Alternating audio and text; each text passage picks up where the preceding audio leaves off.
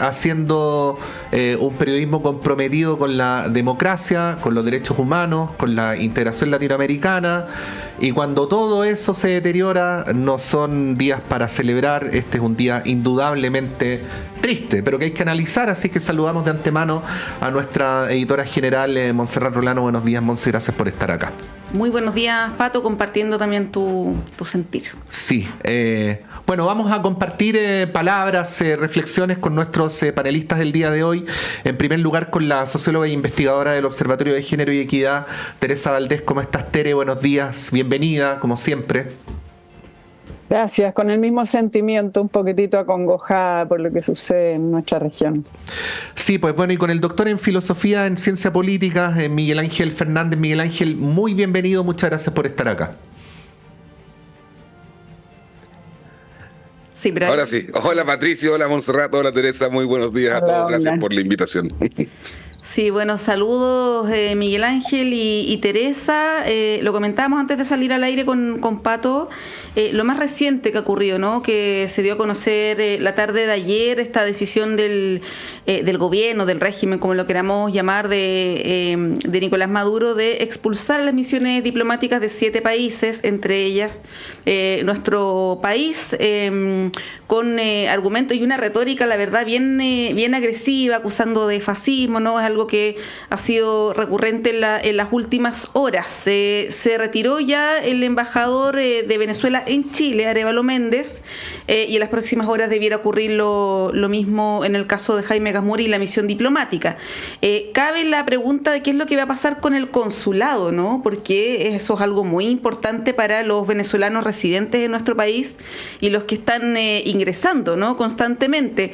¿Qué les parece esta decisión en el plano administrativo, si quieren hacer alguna mención, que no es menor, pero en el plano político, ¿no? La decisión del régimen de Venezuela de escalar la tensión en circunstancias en que el gobierno, por lo menos en el caso de Chile, tú mencionabas que lo de Milei es otra cosa, sí, habría que analizarlo aparte, pero en el caso de Chile y otros países lo que se pidió fue transparentar las actas, ¿no? Cosa que todavía no ha ocurrido. Ayer el grupo Carter, que es esta institución bastante seria y legitimada por todos los sectores políticos, reclamaba, luego de que el CNI ya había proclamado a Nicolás Maduro como presidente, en una cuestión rapidísima, ¿no? Bien inédita, reclamaba que todavía no tenía las actas.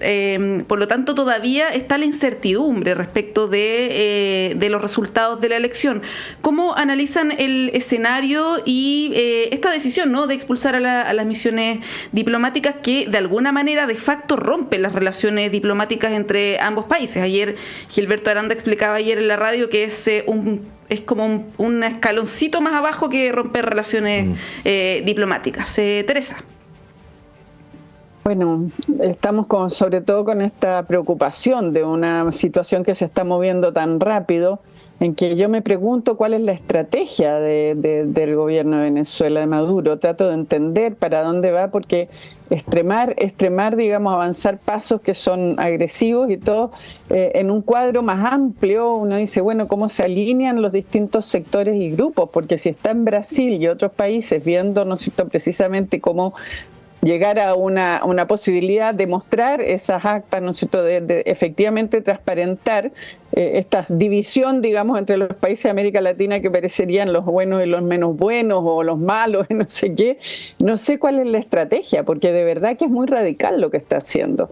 Y obviamente uno se pregunta qué pasa si quedan las relaciones a nivel consular, sobre todo por los venezolanos que están aquí en Chile. Entonces yo todavía no logro entender cuál es la estrategia, la lógica de lo que está haciendo, porque el mundo no puede decir aquí están los buenos, están los malos. Chile no puede parecer alineado, digamos, con Milei, por ejemplo, ni nada parecido. Al revés, digamos, la relación de Chile hacia Venezuela ha sido tremendamente, digamos, amplia, abierta, digamos, y centrada en la gente.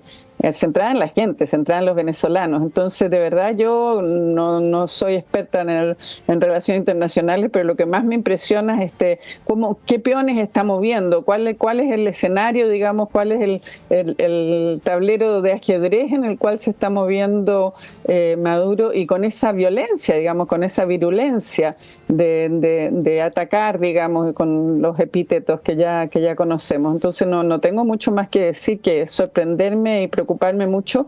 Me parece que por otro lado, es verdad que hubo una elección tranquila, ordenada, digamos. Ayer hubo manifestaciones, sí, claro, en Caracas, y probablemente van a seguir habiendo, pero siento que estamos como un compás de espera, pero que están pasando muchas cosas muy rápido. Y bueno, entiendo que están llamando también en la OEA la posibilidad, pero Venezuela se salió de la OEA hace mucho rato. Entonces uno dice, ¿quiénes son los actores relevantes que pudieran efectivamente avanzar en una situación del objetivo que finalmente cada uno, no sé, que nosotros demócratas tenemos, que es que se respete la voz, digamos, el resultado electoral? Sí. Miguel Ángel, el debate sobre Venezuela es tan apasionado que la posibilidad de distorsión siempre es alta. De hecho, tratar de analizar, de complejizar y de hablar con ponderación parece una cosa como a contracorriente en este momento, ¿no? Y una de las consecuencias que tiene esta manera de enfrentar este debate es que muchas veces se escucha lo que se quiere escuchar o se lee lo que se quiere leer, ¿no?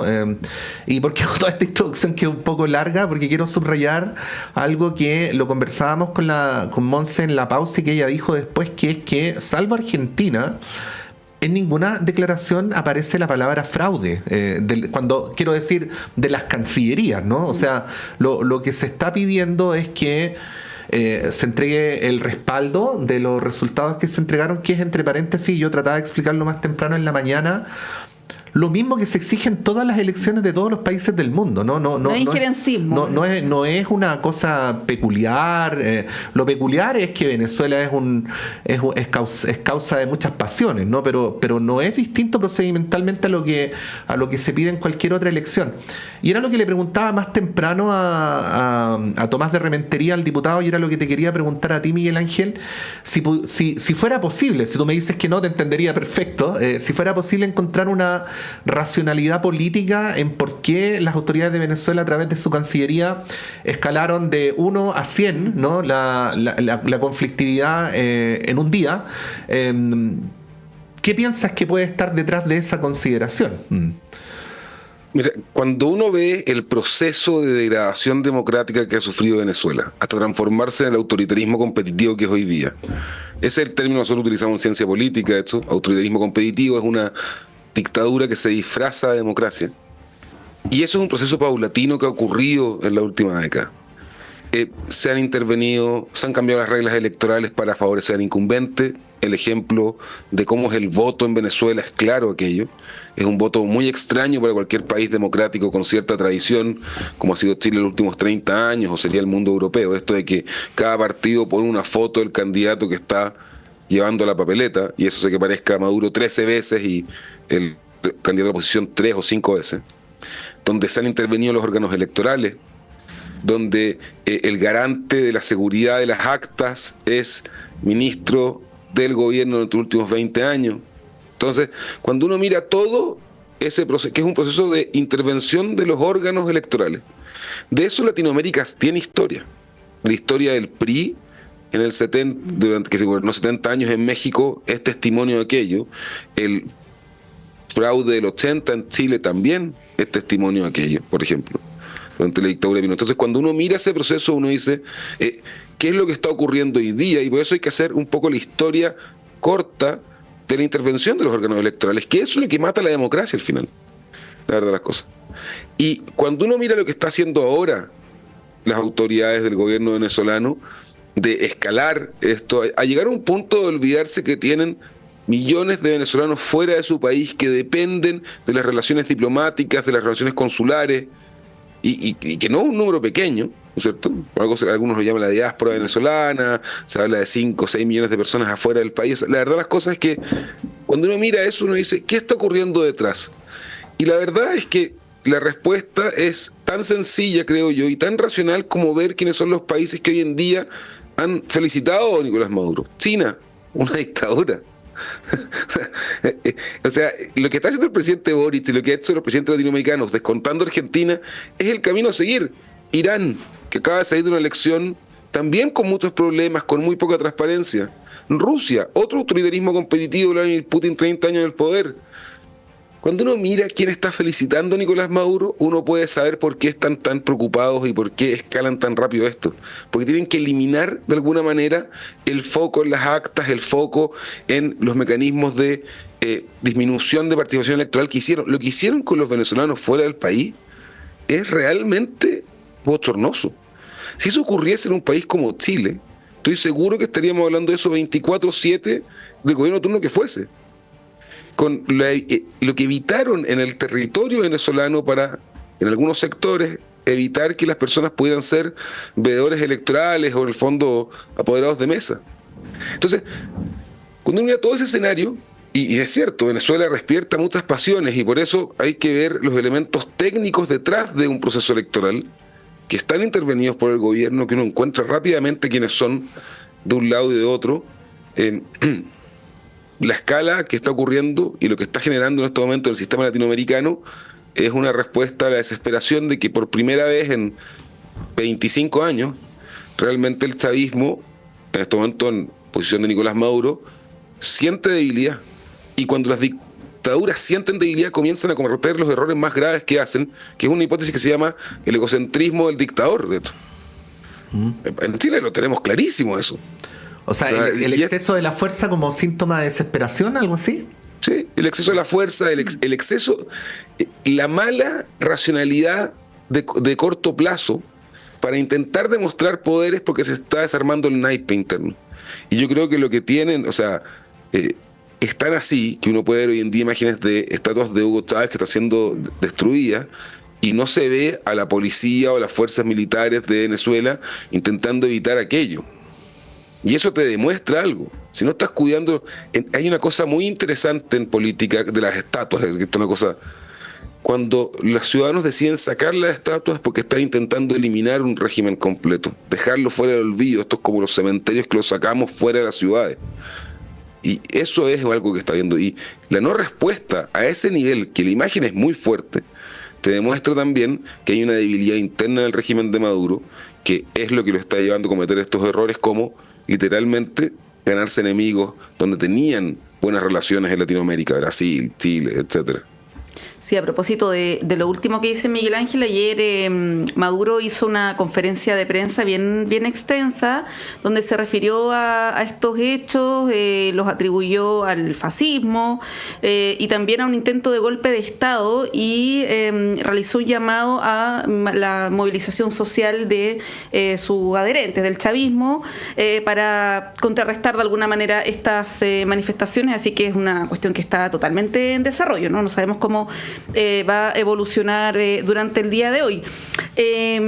Teresa, yendo al plano más local, sabemos que lo que diga el presidente Boric, más allá de lo que nos importa a nosotros mucho en términos macro, por así decirlo, regionales incluso, no tiene tanto peso, tanto valor como si lo tienen otros gobiernos, por ejemplo, en el caso de Lula, a quien Maduro llamó a tomar manzanilla frente a su preocupación, ¿no?, por estos dichos del baño de sangre, lo que da también la sensación que no hay una preocupación también de lo que pueda pensar AMLO, Lula o Petro, que son estos países que todavía no se han pronunciado explícitamente y están ahí como expectantes, ¿no?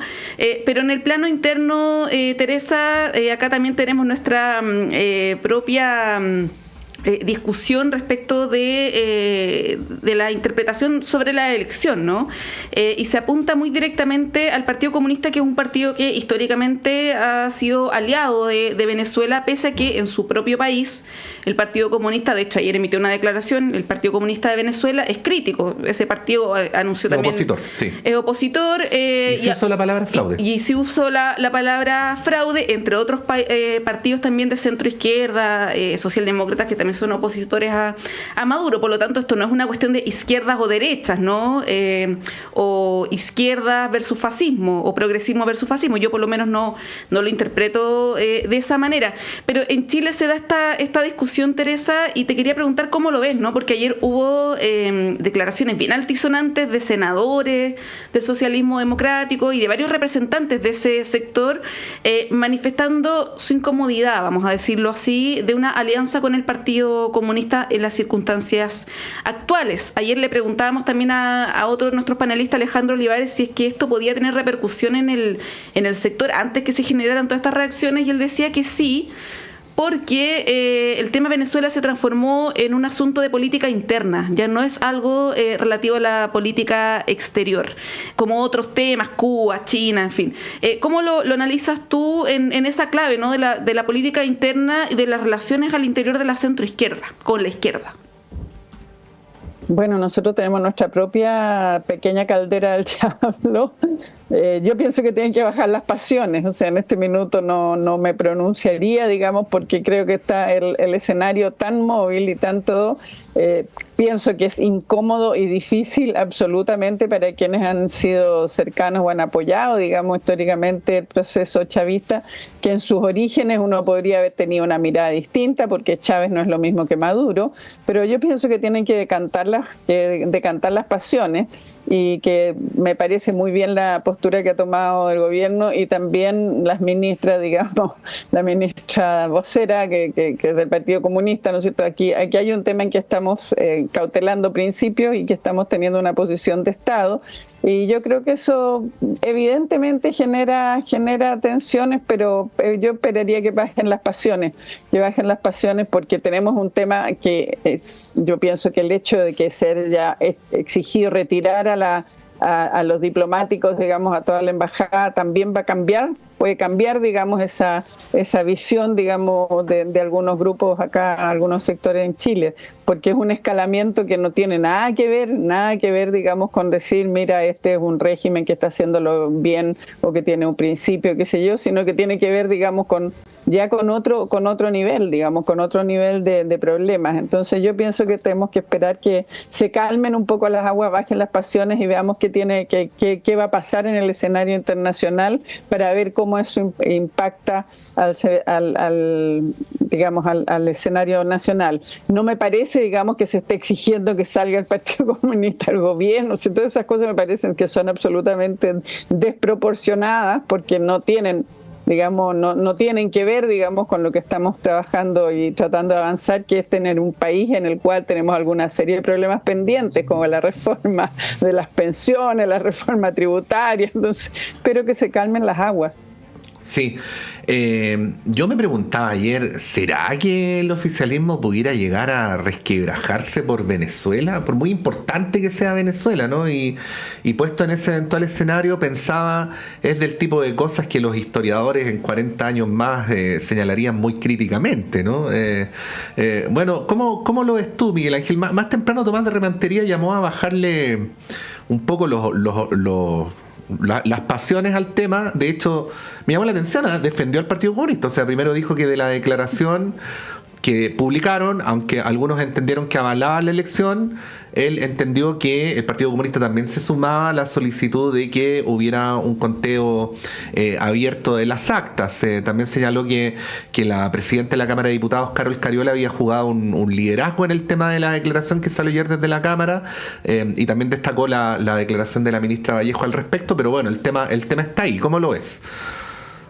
Mira, es una situación muy compleja para el gobierno, y por supuesto que quienes están al interior del gobierno tienen que llamar a bajar las pasiones, porque de lo contrario es otro escenario más, otro bloque más dentro de la tensa relación que ha tenido en el último tiempo parte de los dirigentes del Partido Comunista con la facción del socialismo democrático del gobierno. Eso es algo que uno busca en Google, relación gobierno, y van a ser 10 noticias de complicaciones que han tenido.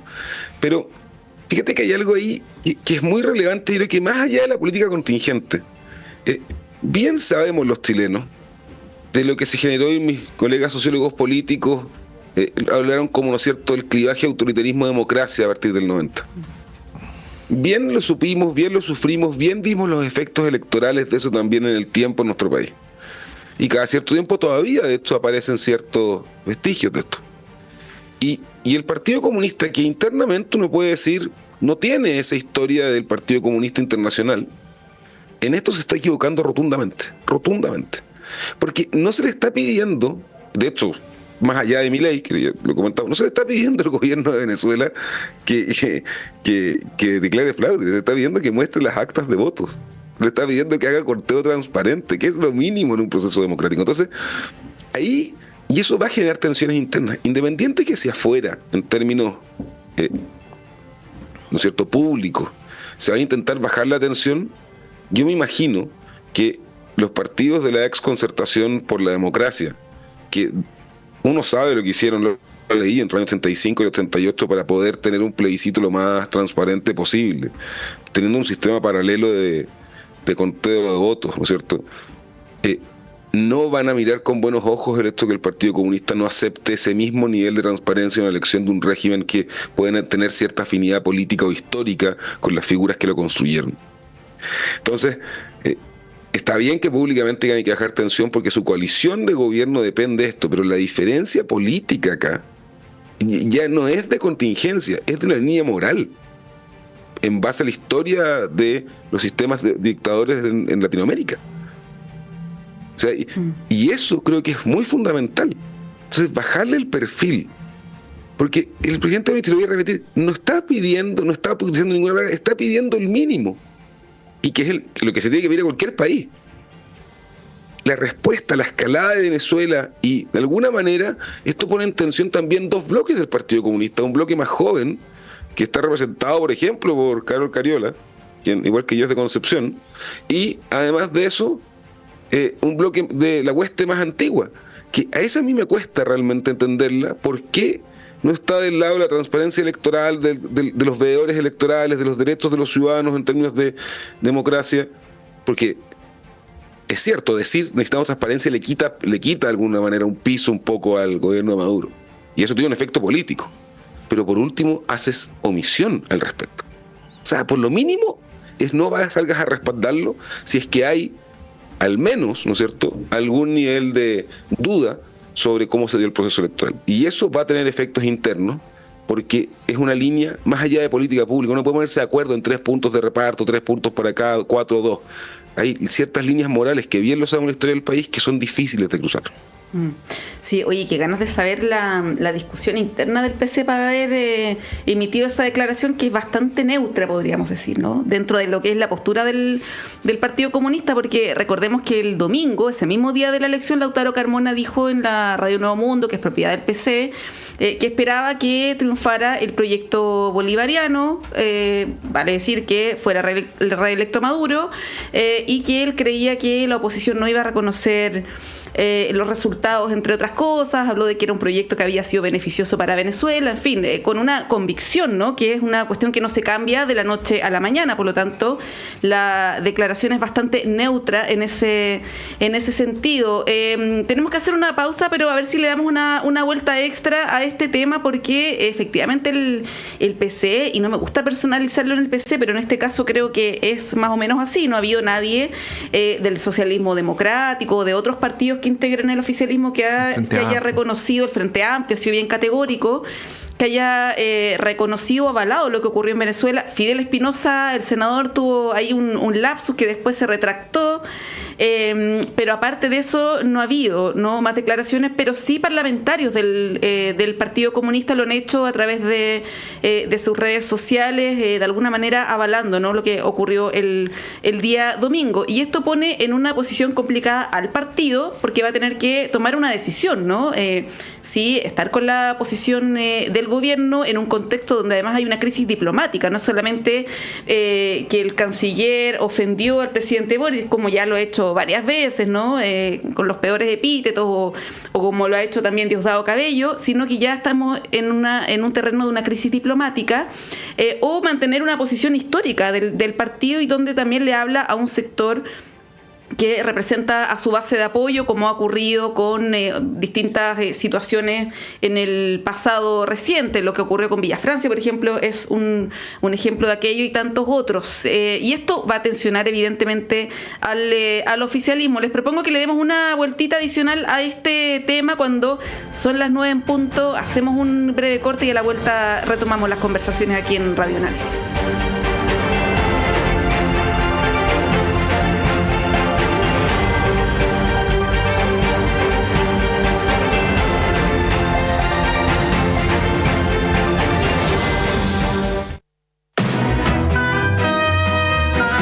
Papel a tus oídos, historias de tu puño y letra llegan cada sábado a las 19:30 horas a La Fábrica de Cuentos, aquí en Radio Universidad de Chile. Envía tu cuento, relato o historia inédita a lafabricadecuentos2024@gmail.com. Los seleccionados cobrarán vida en formato audiocuento. Escúchalos cada sábado a las 19:30 horas en el 102.5 FM. La Fábrica de Cuentos, historias escritas por ti, del papel a tus oídos. Este programa es financiado por el Fondo del Libro y la Lectura Convocatoria 2024.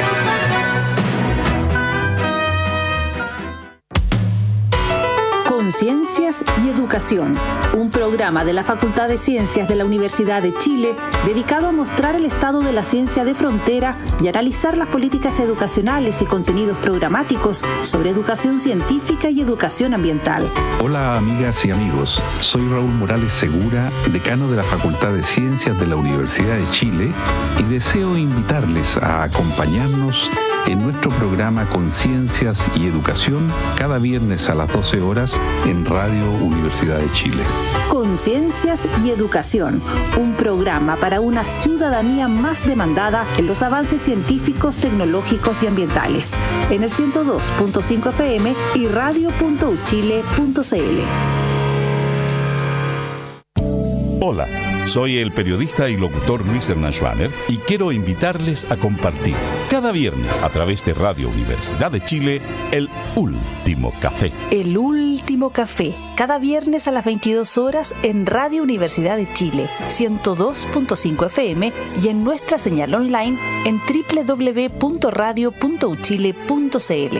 Recuerde, El Último Café, cada viernes a las 22 horas en la radio que piensa. Usted está invitadísimo a compartir con nosotros El Último Café.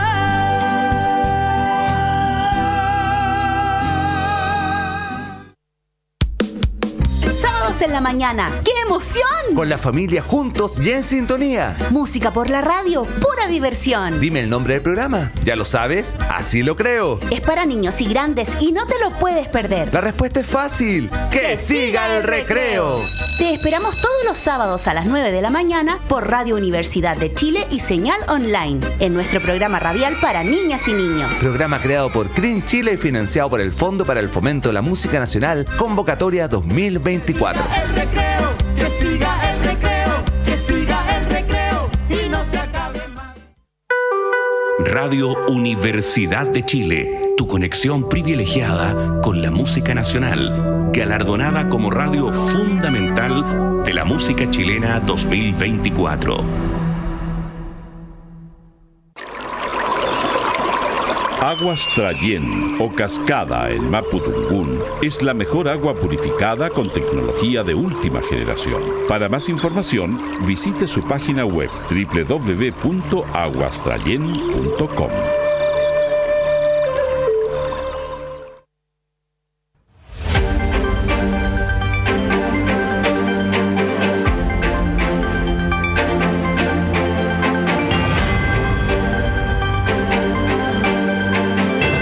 Son las 9:03, continuamos en Radio Análisis en esta mañana de día martes 30 de julio del año 2024, con Montserrat Rolano acá en el estudio, con Teresa Valdés y con Miguel Ángel Fernández. Sin procurar ponerme latero, sí quería decir muy someramente que a veces las situaciones de política no es primera vez, ni segunda, ni quinta, ni décima, que situaciones de política internacional generan tensiones al interior de lo que podríamos llamar la izquierda o las izquierdas o los progresismos. Y vuelvo a insistir, no quiero ser latero, simplemente como marco histórico, decir, por ejemplo, que cuando en 1953 murió Joseph Stalin, se hizo un acto en su homenaje en el Teatro Baquedano, actual Teatro de la Universidad de Chile, donde, entre otros, intervinieron el senador Salvador Allende y el poeta Pablo Neruda. El poeta Pablo Neruda dejó un poema, y bueno, y se sabe que con el paso de las décadas, estos dos, que son los dos partidos más antiguos, provenientes de la izquierda chilena, tienen posiciones críticas de lo que fue esa figura histórica. La invasión a Checoslovaquia también provocó diferencias importantes al interior de lo que en ese momento eran las izquierdas. Tiempo atrás, la Revolución Cubana también provocó diferencias al interior de lo que eran las izquierdas, y así sucesivamente. Es decir, si alguien fuera bien viejo, ¿no? O leyera hartos libros, probablemente podría situar esto dentro de una cuestión que es bastante larga y que parece que tiene más de habitual que de extraordinario, ¿no? El tema es cómo se conduce esto políticamente, ¿no? Bueno, Teresa, hice esa introducción sin tener ninguna intención de hacerte una pregunta, simplemente para darte la palabra y para que sigamos conversando.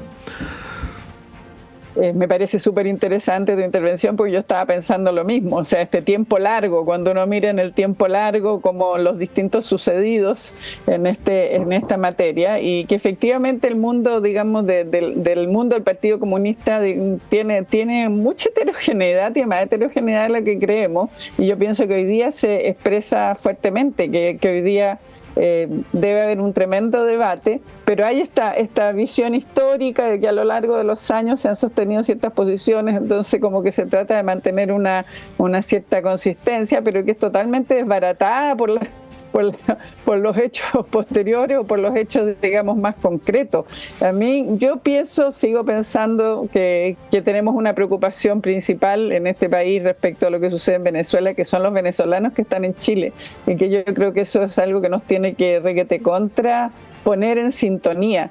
Porque si tenemos más de 700.000 venezolanos que quedan, digamos, en el fondo quedan desconectados, ya estuvieron sin derecho a voto, porque es escandaloso efectivamente lo que sucedió con el voto en el exterior en el caso de estas elecciones, pero es un tema que nos convoca, que nos preocupa mucho. Entonces pienso que las posiciones más, entre comillas, políticas así de perspectiva, pensando nosotros no nos vamos a alinear con ¿no es cierto?, estos que están comandados por Estados Unidos, volvemos a los temas del imperialismo, a la Guerra Fría.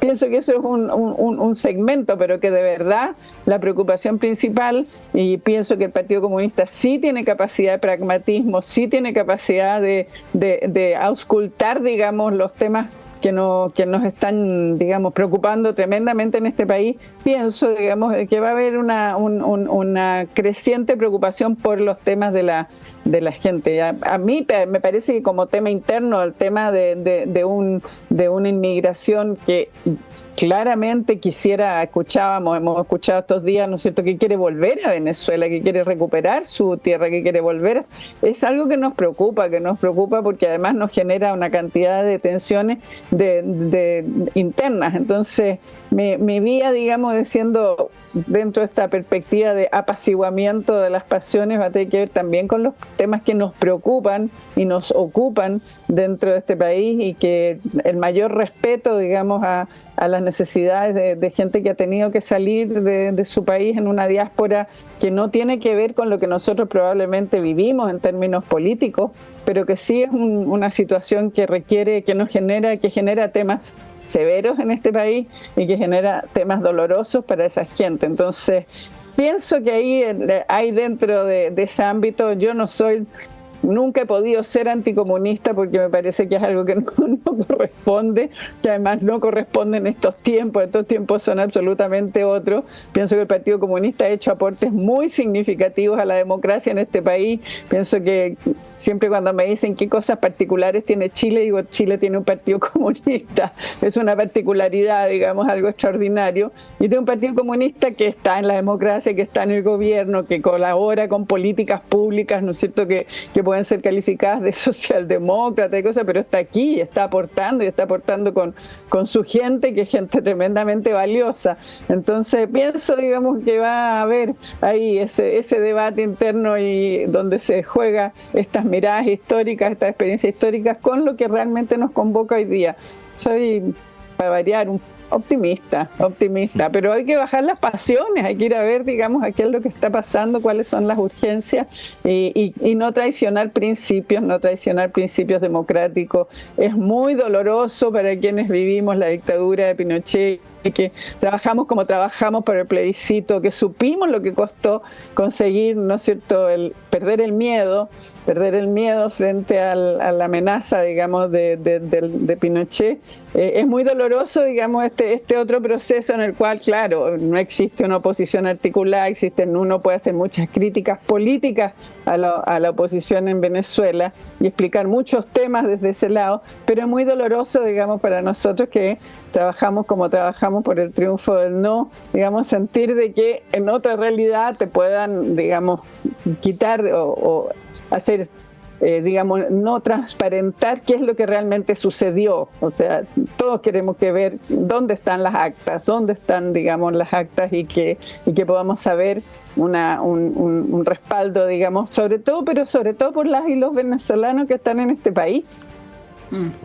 Bueno, para cerrar este tema, Miguel Ángel, no sé si quieres hacer algún comentario, pero solo mencionar al cierre que el presidente Boric habló hace algunos minutos desde Emiratos Árabes. Le preguntaron justamente por el tema del Partido Comunista y él dio una respuesta que es algo que ha mencionado en otras ocasiones, que sobre el tema de Venezuela hay una diferencia con el Partido Comunista, pero que las relaciones en materia internacional las dirige el presidente como jefe de Estado y jefe de gobierno, por lo tanto los roces que hay como que minimiza un poco esas críticas internas. Y también con Venezuela, bajo un cambio en esta escalada que tenía el tema del presidente, porque acaba de descartar que el gobierno chileno vaya a propiciar una ruptura de relaciones con Venezuela. Sí, yo creo que eso nunca ha estado sobre la mesa de parte del gobierno, si es del otro lado que está el tema.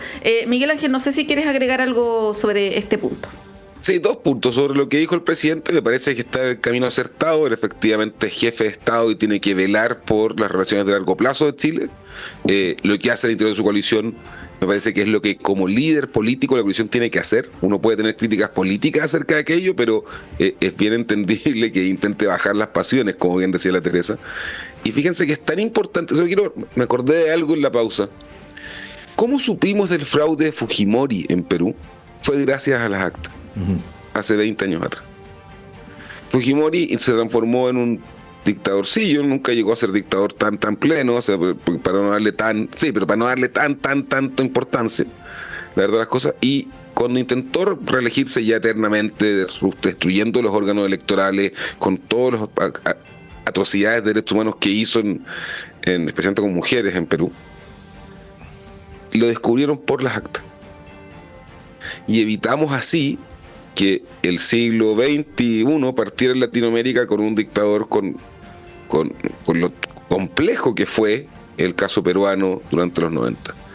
Y por eso creo que la comunidad internacional y los países latinoamericanos tenemos suficiente experiencia para ponernos del lado de pedir transparencia. Y uno esperaría realmente que partidos como el Partido Comunista, como cualquier partido en realidad en Chile, se pusieran del lado de transparencia, evitando apuntar de fraude directo, sino que llamando a la transparencia electoral y la integridad electoral, que son las claves fundamentales de los sistemas democráticos modernos. Pero creo que es importante hacer eso. Latinoamérica ha estado de lado y lado, ha tenido historias sobre este sistema y lo hemos solucionado con organización de la sociedad civil y transparencia electoral y además presión internacional muy fuerte, como fue lo que se dio en Perú el 2000.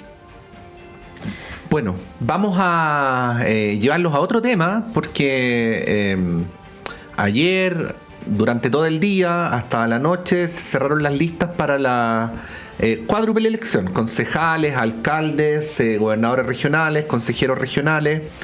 No está fácil la cosa. Se consagran al menos algunas comunas y regiones la hipótesis que nosotros teníamos, que era una pulsión del Partido Republicano más bien a medirse con Chile Vamos que a buscar espacios de entendimiento. nos parece bastante evidente, pero no sé cómo lo ven ustedes, que en la consideración del Partido Republicano llegó el momento de entrar a una disputa por la hegemonía de la derecha, y ayer me llamaba la atención lo que decía aquí un histórico militante de RN, que es Raúl Celis, que decía: yo en este momento no estoy seguro si nuestros tres partidos son más o menos que el Partido Republicano por sí solo. Lo dijo textual ayer Raúl Celis acá en la radio. Y por el otro lado, lo que ocurre con el oficialismo más la ADC, esta cosa media rara, a veces en la política uno encuentra conceptos para describir lo imposible, que es la competencia regulada. No pude evitar que aplicando la estricta interpretación de la RAE me produjo un poco de risa el concepto, porque es una manera de decir, bueno, vamos a competir, pero no estamos tan peleados, veamos en la segunda vuelta cómo nos entendemos, en fin. Agrego como un tercer factor, y podemos analizarlos desagregadamente, porque entiendo que cada uno tiene su propia lógica. Miguel Ángel Teresa, el factor de los, entre comillas, independientes o descolgados, o llámenlos como quieran, que no son cualquiera, porque para ser candidato por fuera hay que juntar los votos, por lo tanto ya tienes un caudal electoral a priori, a veces mayor que el que tiene el candidato impulsado por alguna coalición. Prueba de aquello solamente es que en la región del Biobío, el ex senador Alejandro Navarro, que es candidato que va a competir por la Federación Regionalista Verde Social, tenía que juntar 6.000 votos y los juntó largamente, ¿no? Entonces hay una situación que seguramente va a provocar varias victorias de candidatos que van por fuera. Bueno, ese es el cuadro, es temprano por la mañana, hay unos primeros análisis respecto a cómo se fraguó el escenario que vamos a tener el 27-28 de octubre. Teresa. Bueno, estamos recién conociendo los datos. Yo también me reí mucho de esta cosa de la competencia regulada, que es una manera, digamos, de decir estamos de acuerdo, pues no tan de acuerdo, pero nos vamos a medir, no tan medir, nos vamos a abstener de algunas regiones. A mí, mira, desde el punto de vista de la democracia, el juego democrático, a mí me parece genial esta posibilidad, digamos, del ejercicio y de las mediciones y todo. Otra cosa es cuando uno dice qué significa eso en términos de proyectos políticos y de posibilidades, digamos, de tener efectivamente posiciones que te permitan llevar adelante los proyectos políticos. Entonces, es una cosa que tú dices, bueno, queremos o no queremos, qué posibilidades tenemos además en este escenario de voto obligatorio, en que de verdad no sabemos. Yo creo que ese es el dato principal que está detrás de todo esto. Entonces, esta medición no es la medición que se hizo antes, es primera vez que vamos a tener elecciones municipales y todo eso con voto obligatorio. Entonces, yo pienso que, no sé, los cientistas políticos van a estar fascinados, porque esta cuestión es someter a prueba todas las hipótesis, de ver efectivamente qué pesa la región metropolitana, mírate cómo va, o sea, van realmente, va a ser y vamos a ver qué le pasa a la gente con esto, porque esto todo es un debate entre, digamos, no sé, pues el barrio alto, desde la Moneda hasta un poquitito más allá, y se hace casi como que entre cuatro paredes, y ahora mucho por Zoom, pero ¿qué le va a pasar a la gente con esto? ¿Cómo lo recibe? Que esta cosa del Partido Republicano, ¿qué es el Partido Republicano? No tenemos idea. Tenemos la experiencia de la elección anterior con los independientes. ¿Qué son los independientes? Los independientes consiguieron gran voto, digamos, en las elecciones anteriores, en una situación de castigo y de desprestigio de los partidos políticos. Bueno, la situación de los partidos políticos no ha cambiado mucho, pero tenemos, digamos, una realidad distinta. Hemos pasado por 2 procesos constitucionales, han pasado otras cosas. Entonces, a mí me parece que es un escenario abierto. Yo obviamente que preferiría que hubieran habido más confluencias para llegar a candidaturas, digamos, más concertadas, pero por otro lado, claro, es un escenario desconocido y está la decisión de medirse. Yo sé lo que es el Partido Republicano en términos de sus digamos, propuestas y de sus discursos, pero no tenemos idea, digamos, más allá de lo que fue la convención, digamos, la elección de convencionales, no fueron convencionales, consejeros, no tenemos, digamos, una experiencia de saber quiénes son y dónde están y cuánto pesan. Entonces, está abierto. A mí me parece muy interesante. Sí, hay encuestas que han citado integrantes del Partido Republicano que le dan una buena votación a ese partido. Vamos a ver, va a estar tan interesante esa elección por varias razones. Vamos a ver, entre otras cosas, si la gente va a ir a votar igual con voto obligatorio y una multa de 33 lucas, ¿no? Eso vamos también a verlo. Miguel Ángel, ¿qué te parece? Porque esto podemos analizarlo en el sentido de las decisiones del oficialismo, de la oposición. En el caso del oficialismo había más acuerdo con los alcaldes, más allá de algunos descuelgues, pero no así con los gobernadores. Y en el caso de la oposición es al revés, ¿no?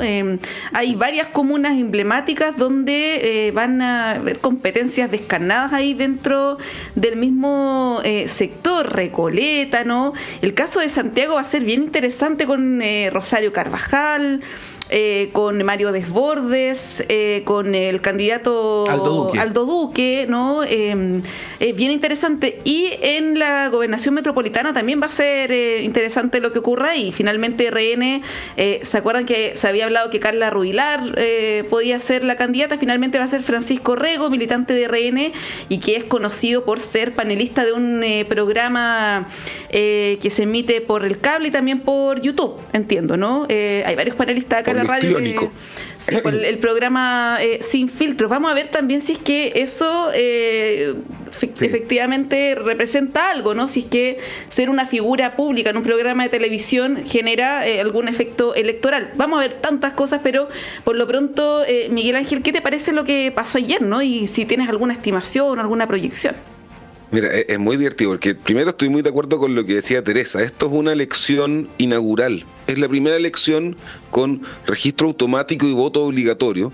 Y eso hace que efectivamente uno la esté mirando con triple atención. Porque además Chile es un país muy raro en esto. O sea, en 12 años pasamos de registro voluntario, voto obligatorio, registro automático, voluntario y ahora combinación de ambas. Entonces, en verdad, hace que uno que le gusta las elecciones y estudia elecciones, efectivamente se meta muy en profundidad esto y se esté preparando para aquello. Y fíjate que hay que decir dos cosas. Primero, las decisiones de los bloques nos dan ciertas enseñanzas relevantes de la naturaleza del sistema político chileno hoy en día. Por ejemplo, la decisión de la oposición de ir a competencia directa en elecciones de gobernadores y lograr ciertos acuerdos tácitos, esta competencia regulada, que amarte para hacer partidos de derecha es muy raro que hablen de competencia regulada, ¿no es cierto? O sea, la derecha chilena siempre se ha dedicado a ser liberal económica, entonces que te hable de regulación de competencia es casi como que te estuvieran hablando de que van a poner fijación de precios para las cuotas de votos, es una cosa muy rara. Pero más allá de eso, te dice que no hay una oposición, esa es la verdad. La reestructuración de los bloques de las fuerzas políticas de la oposición con posterioridad al final del gobierno del presidente Piñera recién se están empezando a enganchar a ciertos engranajes del sistema social chileno. La aparición del Partido Social Cristiano, que si uno se da cuenta va en muchísimos municipios donde incluso republicanos y Chile Vamos han logrado un nivel de acuerdo tácito. Santiago, Los Ángeles, en la región del Biobío, por ejemplo, te demuestra algo muy relevante, que hay una fuerza, un bloque conservador en Chile del pueblo evangélico, que ha sido muy importante en los procesos electorales desde el año 2017 en adelante, como que uno va viendo la tendencia de aparición de ese elemento, y que, fíjense que termina saliendo por fuera de la tradición de la centro derecha y la derecha chilena. Probablemente porque hay diferencias de base muy fundamentales. La fuerza del Partido Social Cristiano está en comunas muy distintas a las comunas donde la derecha chilena se mueve tradicionalmente. Y estamos viendo los gobernadores, creo que es muy importante. Hay una decisión estratégica por parte del Partido Republicano de instalarse como partido en el país. ¿Por qué? Una de las cosas que hemos sufrido en el sistema político chileno es la pérdida de la heurística. La marca del partido político ya no es un atajo de información tan grande como era en los 90. Si yo me presentaba en 1993 como candidato del Partido Demócrata Cristiano, eso le entregaba muchísima información al electorado. Si yo me presento como candidato del Partido Social Cristiano, del Partido Comunes, del Partido Igualdad, del año 2024, tengo mucha menos información porque esa marca de partidos, la identificación partidaria ha bajado, los vínculos entre los partidos y la ciudadanía baja, y las comunidades han bajado, etc. Entonces el Partido Republicano se instala en todas las regiones en esta elección inaugural para poder medir fuerzas con Chile Vamos pensando en la elección presidencial. le va a dar muchísima información competir en las 16 regiones del país a un costo muy alto, porque lo que va a ocurrir es que las esquilas de entre primera y segunda vuelta de una competencia electoral, que son duras siempre, no se sanan en 4 semanas. Y eso lo sabemos. La centroderecha lo sabe muy bien. Piñera-Lavín 2005, por ejemplo. Y la verdad las cosas es que, independiente de que sea una competencia regulada, se verán en segunda vuelta, dicen ellos, eso va a dejar caídos que no van a ser recuperados en las 4 semanas que hay entre el proceso. Por otro lado, uno tiene el oficialismo, ¿no es cierto?, que logra un pacto a nivel de gobernadores, pero que tiene muchas diferencias, por ejemplo, en consejeros regionales y en concejales, donde van con listas absolutamente separadas a competir por el 100% de la disputa territorial y el poder. Entonces uno está viendo 2 dinámicas muy distintas.